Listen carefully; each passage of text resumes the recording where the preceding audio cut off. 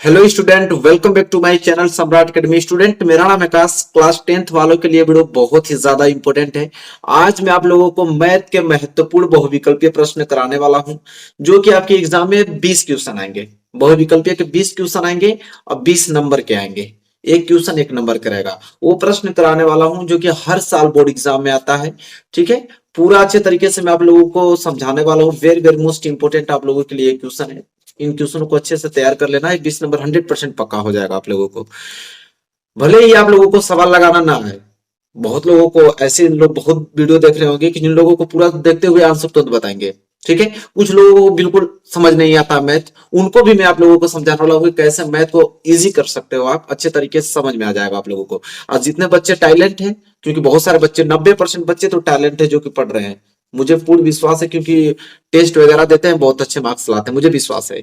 तो वो बच्चे हमसे पहले ही करके आप लोग कमेंट में आंसर बता दीजिएगा। और जो बच्चों को कुछ नहीं आता वो ध्यान से इन चीजों को समझेगा, सारे क्वेश्चन समझ में आ जाएगा। बस आप लोगों से बस एक रिक्वेस्ट है कि चैनल को सब्सक्राइब कर दो, वीडियो को लाइक नहीं किया तो लाइक कर दो। चलो पहला क्वेश्चन देखते हैं। जितने बच्चे टैलेंट है हमसे पहले ही आंसर बता दें। ठीक है, मैं क्वेश्चन पढ़ रहा हूं। पहला प्रश्न यह है कि निम्न में से कौन सा अभाज्य संख्याओं का एक युग्म है। युग्म मतलब होता है जोड़ा। देखिए दो दो जोड़ा दिया हुआ है, बस आपको बताना है कि अभाज्य संख्याओं का कौन सा युग्म है। तो सबसे मेन बात यह है कि पहले आप लोगों को मालूम होना चाहिए कि अभाज्य संख्याओं का युग्म होता क्या है, तभी तो आप इसमें चूज कर पाओगे कि कौन सा ऑप्शन सही होगा।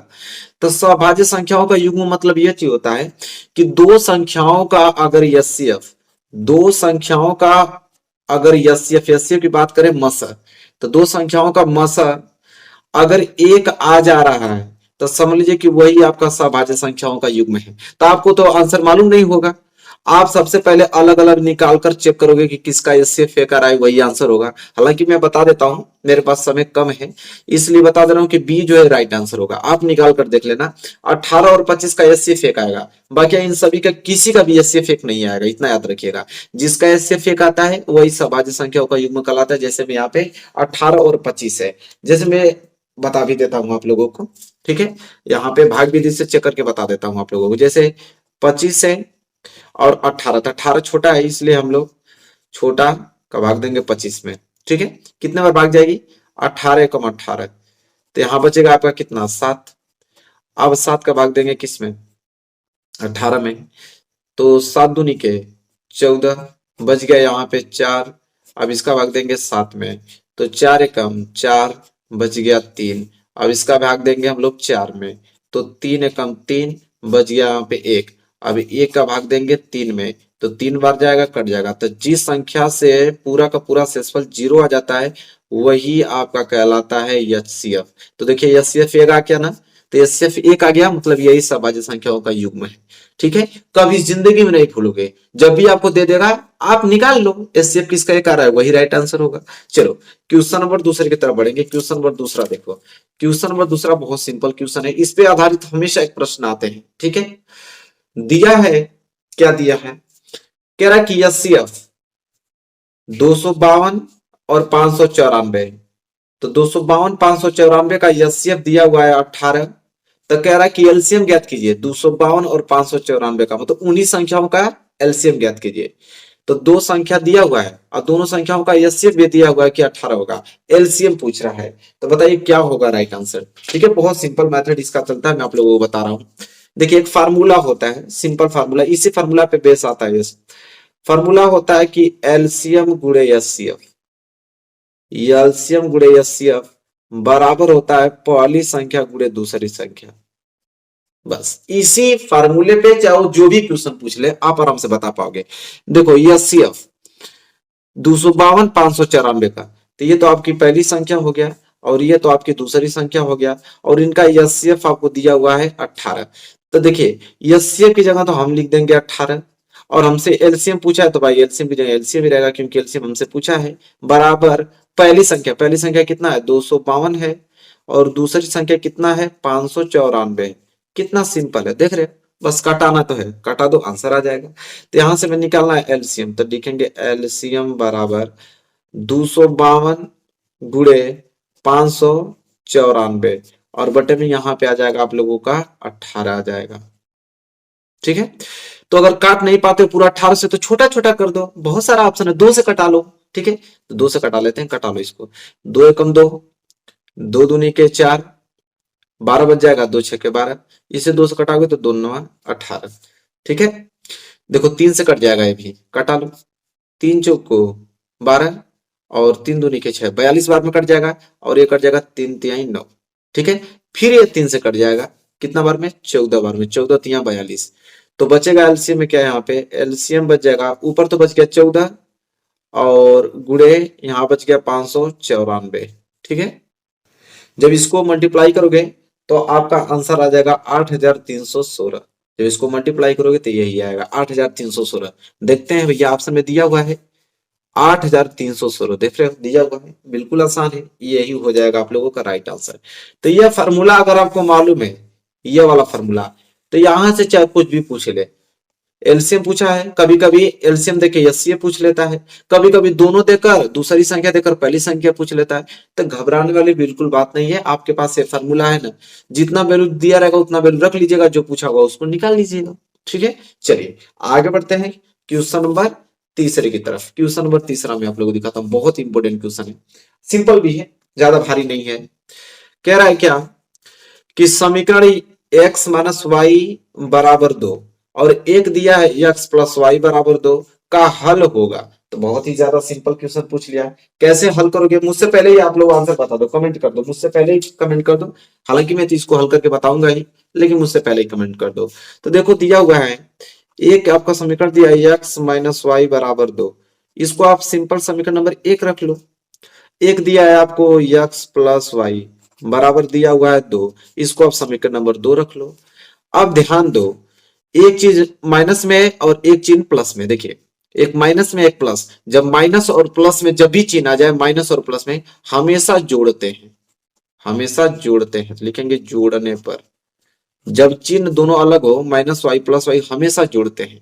तो जोड़ने पे क्या होगा कि माइनस वाई और प्लस वाई कैंसिल हो जाएगा, यहाँ पे सिर्फ बच जाएगा आपका 2x। 2x बराबर यहाँ पे हो जाएगा 2 2 4। अब यहां से मैं कटा दूं तो कितना बार में कट जाएगा, 2 बार में। तो x बराबर क्या आ जाएगा 2। और जब x बराबर 2 आ गया, अब x का मान उठा के चाहे समीकरण पहला में रख दो या तो समीकरण दूसरा में रख लो। तो लिखोगे x का मान पहला में रख देते हैं, तो x की जगह 2 लिखेंगे तो हो जाएगा 2 माइनस वाई बराबर के 2 हो जाएगा। तो हो जाएगा 2 प्लस 2 इधर आएगा तो माइनस के 2 बराबर माइनस वाई उधर जाएगा तो प्लस के वाई। 2 में से 2 गया तो 0, 0 बराबर वाई, मतलब कि y बराबर क्या गया 0। तो y बराबर 0 है, x बराबर 2। देखो दिया हुआ है x बराबर 2, y बराबर 0। देखो option number B right answer हो जाएगा।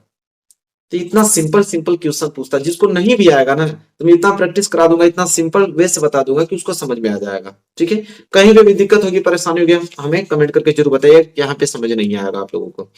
जहां पे भी समझ में नहीं आएगा तुरंत कमेंट कीजिएगा। हालांकि मैं अगला क्वेश्चन की तरफ बढ़ता हूं। देखिए अगला प्रश्न क्या है, अगला प्रश्न है द्विघात समीकरण। ये देखिए आपका द्विघात समीकरण दिया हुआ है, कह रहा है कि का विविधकर है। अब इसका विविधकर ज्ञात करना है। कितना सिंपल मेथड चलता है विविधकर का, फॉर्मूला बस याद होना चाहिए। विविधकर का फॉर्मूला होता है d बराबर, ठीक है, डी को हम विविधकर से नोट करते हैं, डी बराबर बी स्क्वायर माइनस के 4ac, ये आप लोगों का फॉर्मूला है। ठीक है, अब यहां से आराम से ए बी सी की वैल्यू निकाल दो, रख दो। अब कहोगे कि ए बी सी की वैल्यू कैसे निकलती है, तो देखो एक्स स्क्वायर का जो गुणांक होता है वो ए की वैल्यू होता है, तो ए बराबर तो मिल गया 3, और यक्स का जो गुणांक होता है वो बी का वैल्यू होता है, तो बी बराबर मिल गया माइनस के 6, और जो बचता है वो सी होता है अचर पद, तो सी बराबर 4। अब यहाँ पे बस रख दो, आंसर मिल जाएगा। तब बी का स्क्वायर, बी मतलब कि माइनस 6 का स्क्वायर, तो माइनस 6 का स्क्वायर फिर माइनस 4 गुणे ए कितना है यहाँ पे देखो 3 है, और सी कितना है यहाँ पे देखो, तो सी है यहाँ पे 4 है। अब इसको हल करोगे तो कितना हो जाएगा, माइनस 6 का स्क्वायर करोगे तो 36, और माइनस तो ऐसे लग जाएगा, 4 चौक को 16 और 16 यहाँ 48, क्या हो जाएगा 48।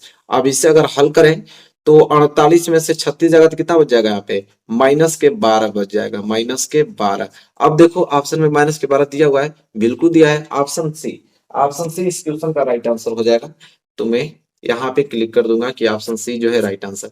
तो जब भी विविधकर पूछे तो फॉर्मूला आपको मालूम होना चाहिए विविधकर का ये वाला, और यहाँ से आप ए बी सी के वैल्यू निकाल कर रख दो, सिंपल विविधकर मालूम चल जाएगा। चलो आगे बढ़ते हैं क्वेश्चन नंबर 5वें की तरफ।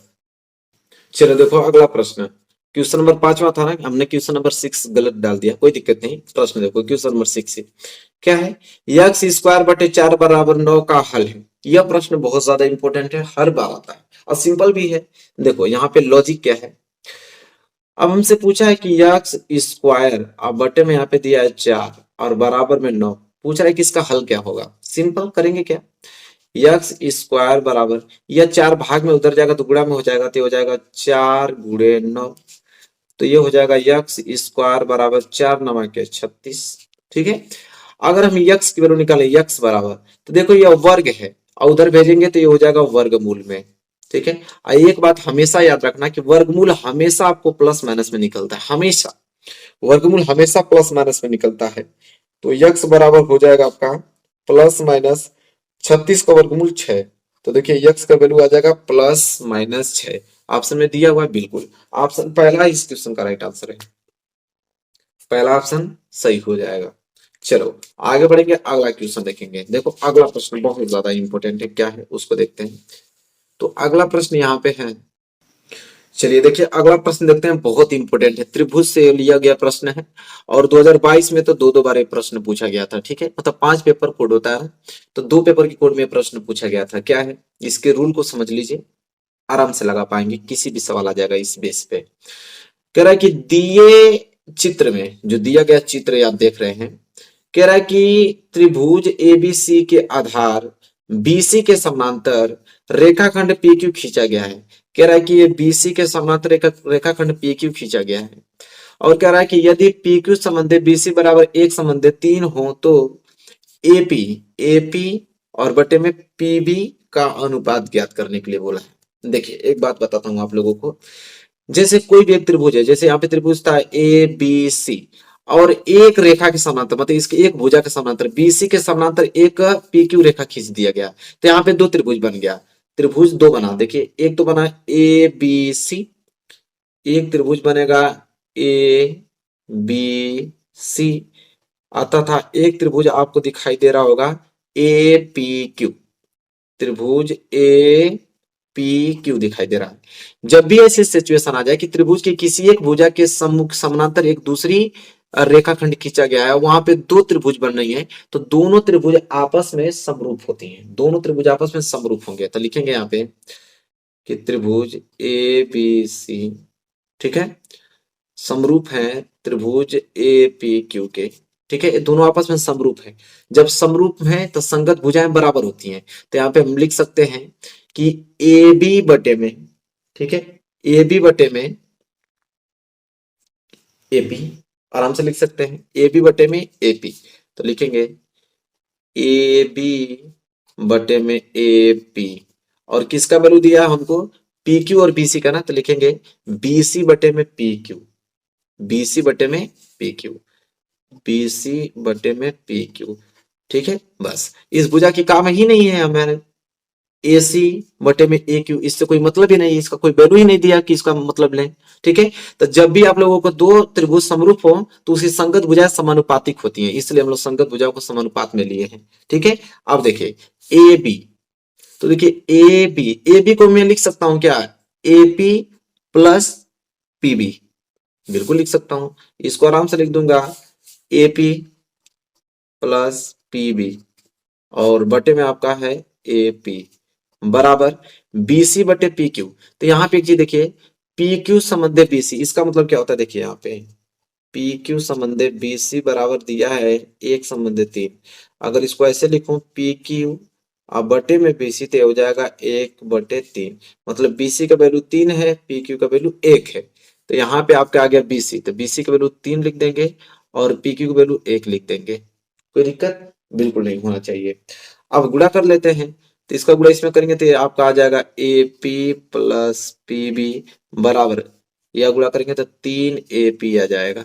ठीक है, तो यहाँ पे पी बी रहने दीजिए, इधर आपका 3 ए पी है, तो 1 ए पी उधर जाएगा तो माइनस के ए पी हो जाएगा, तो बच जाएगा पी बी बराबर, यहाँ पे बच जाएगा 2 AP, क्योंकि 3 AP में से 1 AP चला जाएगा तो 2 AP बचा जाएगा। ठीक है, तो यहाँ पे अगर हम निकाले यहाँ पे पी बी और ये AP आप लोगों का गुणा में इधर आएगा तो AP भाग में हो जाएगा, तो AP बराबर बच जाएगा ऊपर 2, या नीचे कुछ नहीं है तो यहाँ पे क्या हो जाएगा 1।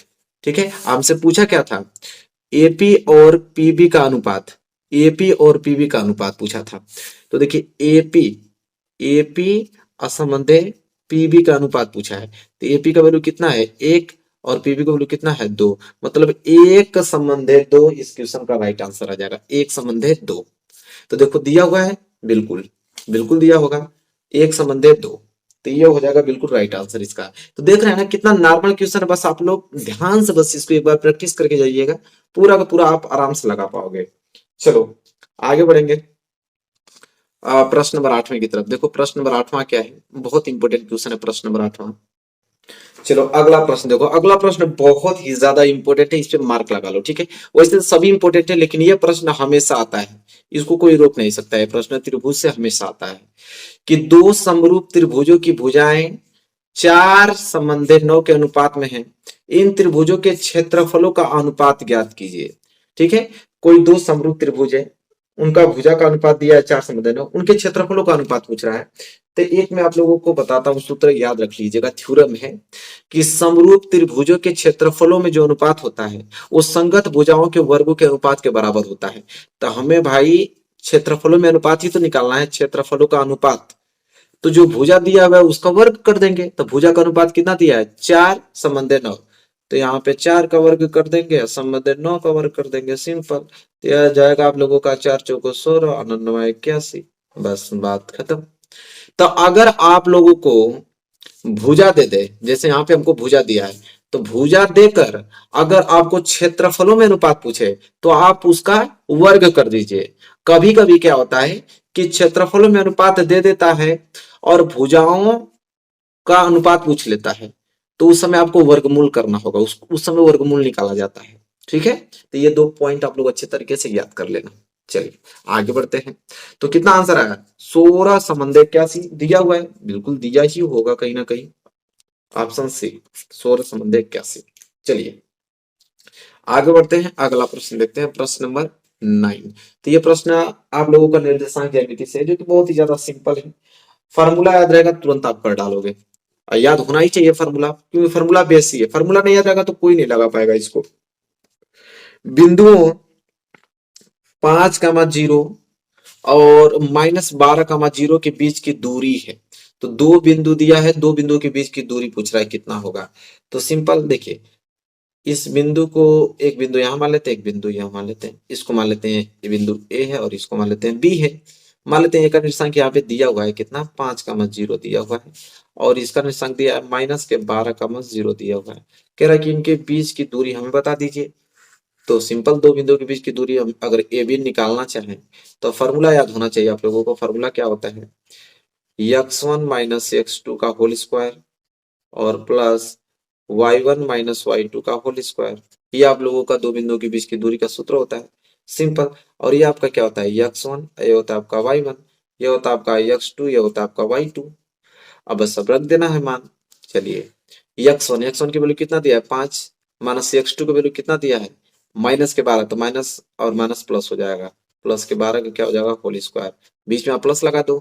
फिर y1 कितना है 0, माइनस y2 कितना है ये भी 0, इसका होल स्क्वायर। तो अगर इसको हल करें तो यहाँ हो जाएगा 12 5 17, 17 का होल स्क्वायर, और 0 में से 0 गया तो 0 का होल स्क्वायर। तो इसे अगर हल करना चाहें तो हो जाएगा 17 को कितना होता है 289, और प्लस इधर 0 का वर्गमूल 0 होता है, 0 का वर्ग करेंगे तो 289 में 0 जोड़ेंगे तो 289, 289 किसका वर्गमूल होता है 17 का। ठीक है, तो यहाँ पे आ जाएगा आप लोगों का 17। ठीक है, दूरी आ जाएगा। तो देखिए दिया है 17, बिल्कुल दिया है, ऑप्शन नंबर डी इस क्वेश्चन का राइट आंसर है। ठीक है, 17 इकाई होता है। ठीक है, तो यह राइट आंसर हो जाएगा। तो समझिए कि सूत्र अगर मालूम है तभी आप कर पाओगे, सूत्र याद कर लेना। चलिए आगे बढ़ेंगे क्वेश्चन नंबर 10वें की तरफ। चलिए देखिए, यह क्वेश्चन बहुत ज्यादा इंपॉर्टेंट है, ये भी आप लोगों का दूरी ही पूछा है लेकिन लॉजिकल पूछता है। ठीक है, यह सबसे ज्यादा वो तो नहीं लेकिन यह जरूर देता है, लॉजिकल देता है। ठीक है, और इसमें भी वही सूत्र लगेगा, लेकिन यहाँ पे सवाल को बस थोड़ा सा घुमा दिया है। कह रहा है कि बिंदु -3, 4 की यक्ष अक्ष से दूरी है। अब देखिए इसका बहुत सिंपल ट्रिक है, मैं आप लोगों को बताता हूँ कि जब भी दे दे कि बिंदु -3, 4 की यक्ष अक्ष से दूरी पूछे तो देखिए बहुत सिंपल है। तो देखिए हमसे पूछा क्या है, यक्ष अक्ष से दूरी, यक्ष अक्ष से दूरी हमसे पूछा है। तो जब भी यक्ष अक्ष से दूरी पूछे तो उसका आंसर आएगा बिंदु y का निर्देशांक, बिंदु y का निर्देशांक ही यक्ष अक्ष से दूरी कहलाएगी। ठीक है, कितना सिंपल है। तो यक्ष अक्ष से दूरी मतलब बिंदु y का निर्देशांक, तो ये इसको बोलते हैं यक्ष, इसको बोलते हैं y। तो बिंदु y का निर्देशांक कितना है, 4, तो 4 ही क्या हो जाएगा आंसर। ठीक है, कितना सिंपल है, तुरंत आप इसको क्लिक कर दोगे।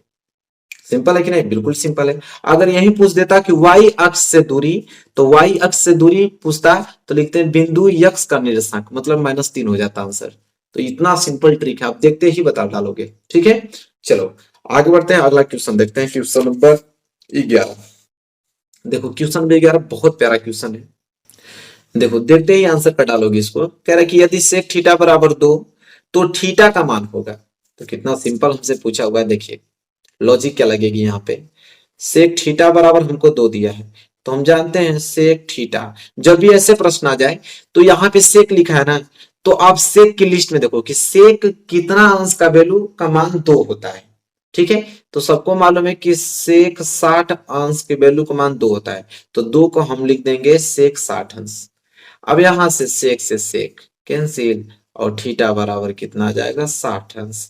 ये हो गया आंसर। कितना छोटा छोटा क्वेश्चन पूछा हुआ है, तो ऑब्जेक्टिव क्वेश्चन में छोटा ही पूछेगा।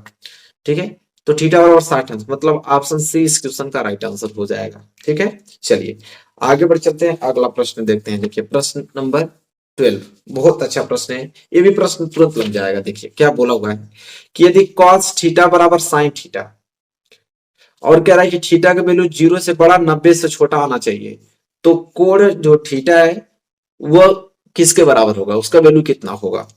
ठीक है, देखिए समझिए, यहां पर हमको दिया है cos थीटा बराबर है sin थीटा को, तो क्या मैं sin थीटा को लिख सकता हूं क्या, cos 90 माइनस थीटा।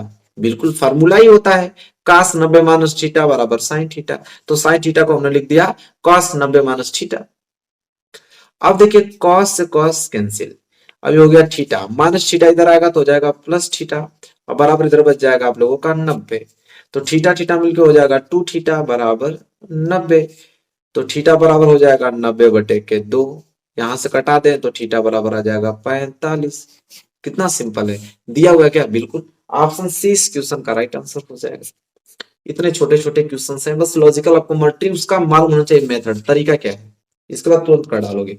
चलो अगला प्रश्न देखते हैं। देखो प्रश्न नंबर 13 हाइट एंड डिस्टेंस है, बहुत सिंपल प्रश्न है।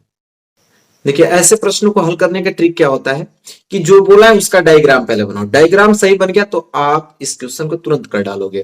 कह रहा है एक मीनार की ऊंचाई 20 मीटर है, जमीन पर बनने वाली इसकी छाया की लंबाई 20 करोड़ी में 3 मीटर है, सूर्य का उन्नयन कोण होगा। कितना सिंपल क्वेश्चन पूछा है। देखिए कोई भी मीनार होगी तो धरती पे ही खड़ा होगी, ये मान लेते हैं धरती है, और यहाँ पे मीनार खड़ी हुई है। मीनार ये क्या है, मीनार कितनी ऊंची है भाई, 20 मीटर ऊंची है मीनार। ठीक है, 20 मीटर ऊंची है, यहाँ पे लिख भी देता हूं नाम, यह मीनार है। ठीक है, और इस मीनार इस तरह खड़ी थी, इसकी छाया जमीन पे बनेगी, तो मान लेते हैं यहां से लेके यहां तक इसकी छाया है, इस मीनार जो खड़ी है इसकी छाया बनी हुई है। ठीक है, ये छाया है। अब कह रहा है कि छाया कितना भी लिख भी देता हूँ, 20 करोड़ी में 3 मीटर छाया इसकी, ये छाया है, यहाँ लिख भी दूंगा कोष्टक में छाया, ताकि एग्जामिनर को भी समझ में आ जाएगा। ठीक है, ये छाया है।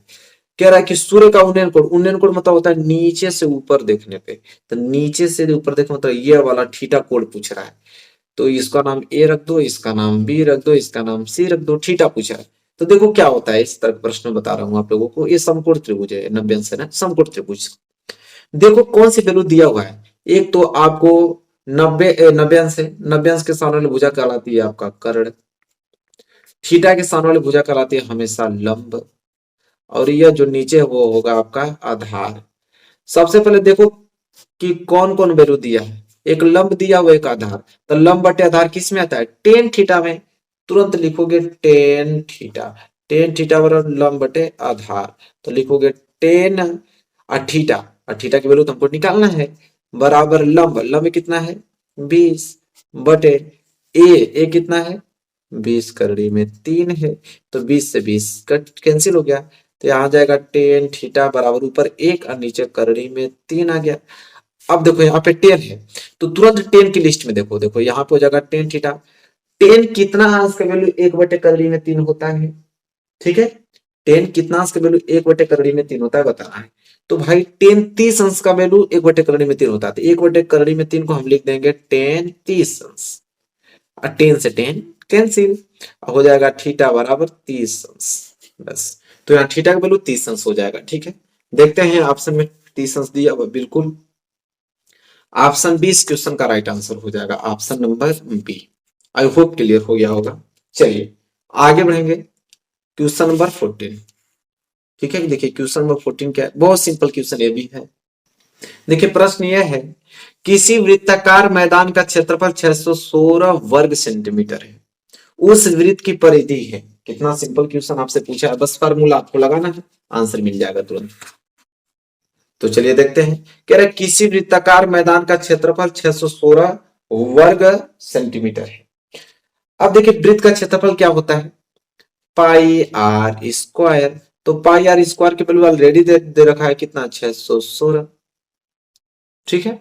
यहां से आप करो आर की वैल्यू निकाल लो, पाई का मान 22/7, ये हो जाएगा आर स्क्वायर बराबर 616, ठीक है। कितना सिंपल।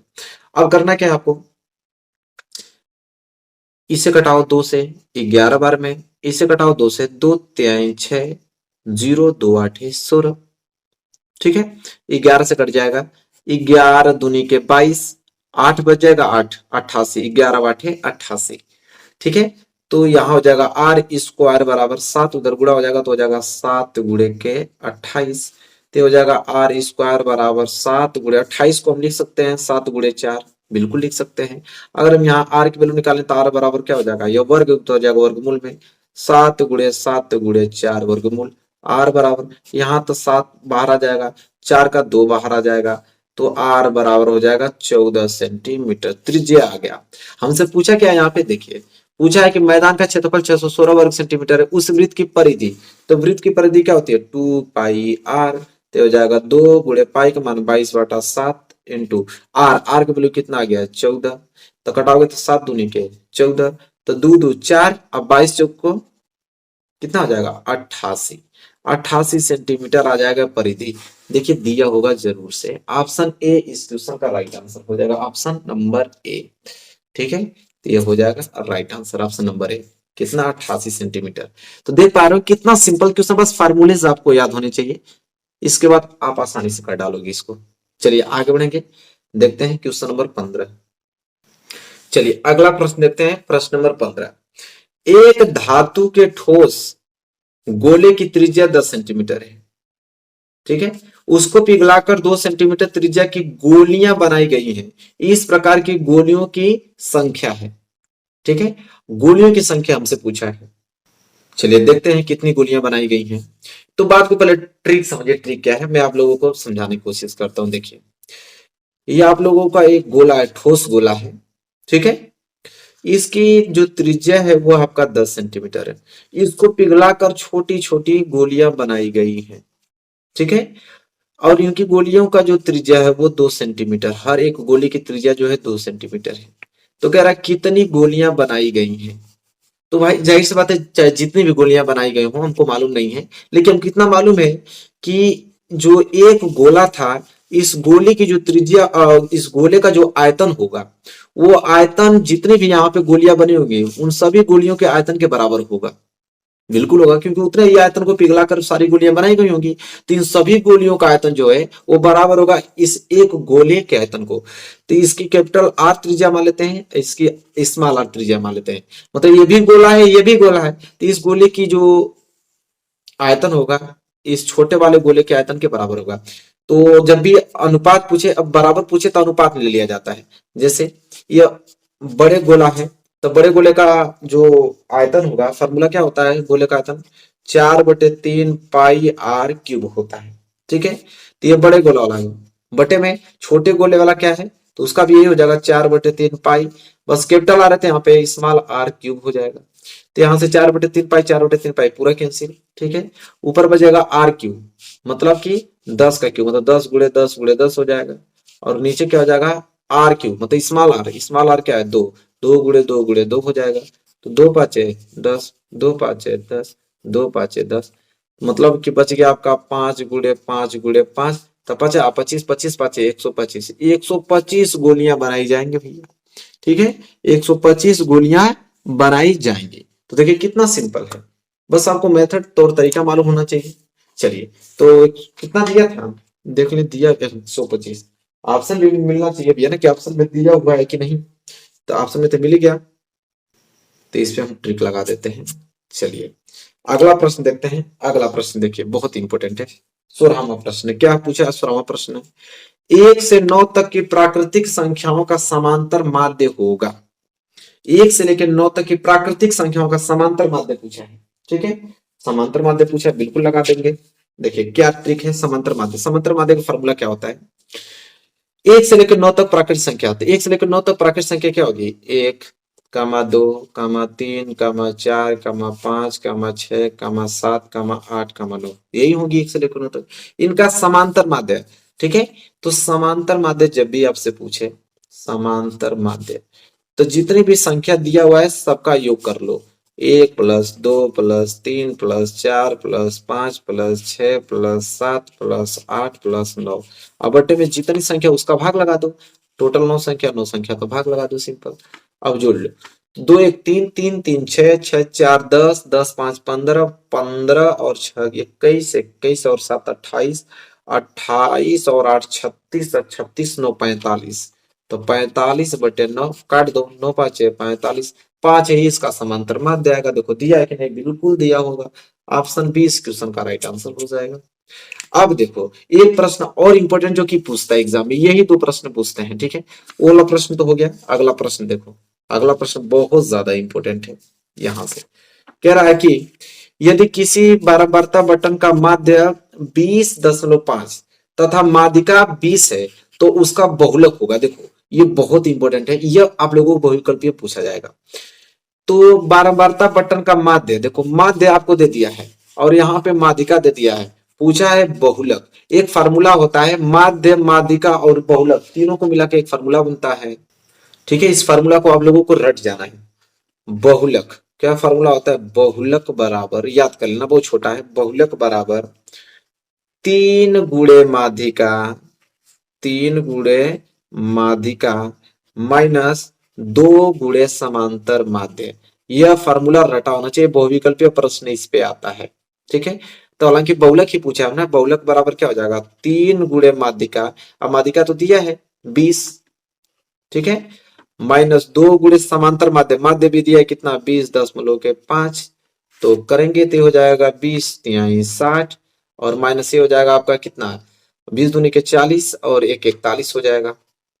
ठीक है, 41 घटा देंगे, 60 में से 41 घटाएंगे भैया तो यहाँ पे 9 बच जाएगा, 5 5 में से 4 गया तो 1 19, बहुलक का वैल्यू कितना आ जाएगा 19 दिया हुआ है, बिल्कुल ऑप्शन सी इस क्वेश्चन का राइट आंसर हो जाएगा। देखो तो यह फार्मूला रटा होना चाहिए, बहुत ही इस पे एक क्वेश्चन जरूर आएगा, लिख के रखो।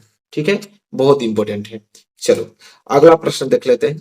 अगला प्रश्न क्या पूछा हुआ है, देखो यह प्रश्न इंपॉर्टेंट है। यह पूछता है प्रश्न, बोला कि यदि 27, 23, x - 4 x + 4 15, 3 और 7 का समांतर माध्य है। देखो समांतर माध्य आगे दे दिया कि 15, तो x का मान पूछ रहा है। अभी हमने बताया आप लोगों को समांतर माध्य कैसे निकालते हैं, जितना दिया हुआ उसका योग, तो समांतर माध्य बराबर, तो क्या होता है हमने बताया अभी, माध्य बराबर फॉर्मूला लिखा था ना, समांतर माध्य बराबर जितनी भी संख्या दिया हुआ उसका योग करो, तो उनका योग मतलब क्या हो जाएगा 27 प्लस के 23 और प्लस के x - 4 और प्लस के x + 4 और प्लस के 15 3 7 15 + 3 और प्लस के 7 और क्या दिया है बस इतना यक्स का वैल्यू पूछा है, यक्स का मान। तो समांतर माध्य हमको ऑलरेडी दे रखा है, कितना है ये समांतर माध्य 15, समांतर माध्य 15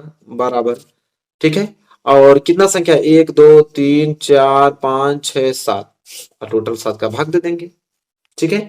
तो यहाँ पे हो जाएगा आपका 15 बराबर, जोड़ेंगे इसको, जोड़ा जाए कितना होगा, तो यहाँ पे हो जाएगा आप लोगों को जोड़ने पे, ठीक है। यहां से जोड़ेंगे, देखिए इसको इसको देखिए, यक्स और यक्स मिलके तो ये 2 यक्स हो जाएगा, इसका काम खत्म, 2 यक्स। ये आपका -4 +4 कैंसिल हो जाएगा, ठीक है, ये भी सही है। 7 3 10, 2 2 4 1 5, कितना हो जाएगा 50 यहां से, ठीक है। 50 तो यहां से आ गया, और 50 और यहां से अगर 15 जोड़े तो 50 और 15 कितना हो जाएगा 65, ठीक है। 65, 65 में 3 जोड़ेंगे तो कितना हो जाएगा 68, 68 और 7 कितना हो जाएगा 75, मतलब 2 यक्स + 75, और बटे में टोटल संख्या 7 है ही, तो यहां से गुणा करेंगे तो 15 7 पे 105, 105 बराबर 2 यक्स + 75 आ जाएगा। अब सिंपल 75 को इधर ला दो, तो 105 माइनस के 75 और बराबर के 2 यक्स, घटेगा तो कितना आ जाएगा 30, 30 बराबर 2 यक्स, तो 2 से काट दो, कितना बार में कट जाएगा 15 बराबर यक्स। तो यक्स की वैल्यू कितना आ गया 15, यही हमसे पूछा था कि यक्स की वैल्यू क्या होगा, तो यक्स की वैल्यू 15 होगा। देखते हैं दिया कि नहीं, बिल्कुल दिया है, ऑप्शन बी इस क्वेश्चन का राइट आंसर हो जाएगा, ठीक है, सिंपल। चलो आगे बढ़ते हैं, अगला प्रश्न देखते हैं, प्रश्न नंबर 19। देखो अगला प्रश्न क्या है, किसी धनात्मक पूर्णांक p के लिए प्रत्येक धनात्मक विषम पूर्णांक का रूप होगा। कह रहा है किसी धनात्मक पूर्णांक, कोई भी धनात्मक पूर्णांक ले ले, कोई सा भी ले ले, बस धनात्मक होना चाहिए। p के लिए प्रत्येक धनात्मक विषम पूर्णांक का रूप होगा, p +1 2p+1। बहुत लोगों को तो ये क्वेश्चन समझ में ही नहीं आता कि क्वेश्चन कहना क्या चाह रहा है। मैं आपको बताता हूं कहना क्या चाह रहा है यार। कह रहा है कि कोई भी धनात्मक पूर्णांक ले ले, धनात्मक पूर्णांक 1 से स्टार्ट होता है, अनंत तक होता है, कोई सा भी ले ले, और इन चारों सूत्र में कौन सा कोई सा भी वैल्यू अगर हम रखेंगे तो वह हमेशा आपको धनात्मक विषम पूर्णांक का रूप होना चाहिए, हमेशा धनात्मक विषम पूर्णांक होना चाहिए। तो यह होगा, ये तो कभी नहीं होगा। पी होगा, पी का वैल्यू 1 रखेंगे तो विषम तो आएगा, लेकिन पी का वैल्यू 2 रखेंगे तो ये तो सम आ गया, ये तो होगा नहीं। इसमें ये भी नहीं होगा क्योंकि पी का वैल्यू 1 रखेंगे तो 2 एकम 2, सम आ गया पहले ही, ये भी नहीं होगा, ठीक है। p+1 अगर 1 रखेंगे तो कितना हो जाएगा, 1 रखेंगे तो 1 1 2, फिर सम आ गया नहीं, तो यह जो बचा है यही हो जाएगा आप लोगों का राइट आंसर। यहाँ p का वैल्यू कुछ भी रखो, बस धनात्मक पूर्णांक होना चाहिए, वो हमेशा आपको विषम पूर्णांक ही देगा। जैसे 1 रख लो तो 2 कम 2 1 3, तो 3 भी देखो विषम है। 2 रख लो, 2 दूनी के 4 1 5, ये भी देखो विषम है। 0 रख लो तो 0 इसका गुणा करो तो 0, 0 में 1 जोड़ोगे तो 1, ये भी देखो विषम है। 5 रखना, 5 रखना, 5 दूनी के 10 1 11, मतलब तुम कोई सा भी वैल्यू रख लो वो तुम्हें हमेशा रिजल्ट में विषम पूर्णांक ही देगा, तो यही राइट आंसर हो जाएगा, ठीक है बच्चों। चलो आगे बढ़ते हैं, अगला प्रश्न, लास्ट प्रश्न देखते हैं 20वां, और 20वां तो बहुत ज्यादा सिंपल पूछ दिया भैया, ठीक है। 20वां क्या प्रश्न है, समीकरण जो दिया हुआ है मूलों का योग पूछा है, मूलों का योग होगा, सिंपल हमसे पूछा है यहाँ पे मूलों का योग। तो देखो मूलों का योग का एक फार्मूला होता है, चाहोगे तो आप समीकरण बना के हल कर देना, लास्ट में 2 मूल आएंगे उसको जोड़ के आंसर बता सकते हो। लेकिन मूलों का योग पूछे चाहे मूलों का गुणनफल पूछे, एक फार्मूला होता है। जैसे 2 मूल हैं, 2 ही मूल निकलेंगे क्योंकि द्विघात समीकरण है, तो एक मूल को हमने अल्फा मान लिया, एक मूल को हमने बीटा मान लिया, तो 2 मूलों का योग फल मतलब अल्फा प्लस बीटा। जब भी पूछे कि मूलों का योग फल, तो इसका फार्मूला सिंपल होता है माइनस यक्स का गुणांक, लिख लो माइनस यक्स का गुणांक, ठीक है, और बटे में यहां पे होता है यक्स स्क्वायर का गुणांक, बस डायरेक्ट आंसर आ जाएगा। तो माइनस तो लगेगा, यक्स का गुणांक, तो यक्स का गुणांक क्या है -3, तो -3, और बटे में यहाँ पे 1 मिनट, बटे में यक्स स्क्वायर गुणांक, यक्स गुणांक 5, तो 5 माइनस माइनस गुणा होगा तो हो जाएगा +3, और नीचे 5, 3/5 आ जाएगा इसका राइट आंसर। देखो दिया है, बिल्कुल दिया है, ऑप्शन ए ही दिखाई दे रहा होगा आप लोगों को, ऑप्शन ए इस क्वेश्चन का राइट आंसर हो जाएगा, ठीक है। चलो और एक फॉर्मूला और बता देता हूँ, और गुणनफल पूछ देगा तो क्या फॉर्मूला लगाओगे? तो अल्फा इंटू बीटा। अगर गुणनफल पूछ दे तो सिंपल अचर पद और बटे में यक्स स्क्वायर का गुणांक। अचर पद क्या होता है?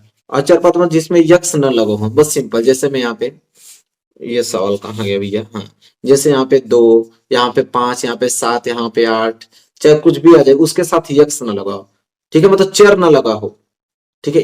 यक्स वाई जेड जो होता है चर होता है। अचर मतलब जिसमें चर नहीं लगा हो, सिंपल, बस आपका अचर हो। तो अचर पद को लिख देंगे और नीचे एक्स स्क्वायर गुणक लिख देंगे, तुरंत आपको गुणनफल भी निकल जाएगा। तो मेरे प्यारे विद्यार्थियों, हमने 20 मोस्ट इंपोर्टेंट क्वेश्चन बताया। बताइए कितना क्वेश्चन आपने इसमें से सही किया है, ठीक है, ईमानदारी से बताइएगा। और वीडियो जरूर बताइएगा वीडियो आपको कैसी लगी है, कमेंट करके जरूर बताइएगा। चैनल पर नए तो चैनल को सब्सक्राइब करके चैनल को शेयर कर दो कि सारे बच्चे जुड़ जाए हमसे, और बहुत अच्छे तरीके से तैयारी करा रहा हूं मैं 2023 बोर्ड एग्जाम के लिए। तो चलो मिलेंगे नेक्स्ट वीडियो में, तब तक के लिए धन्यवाद।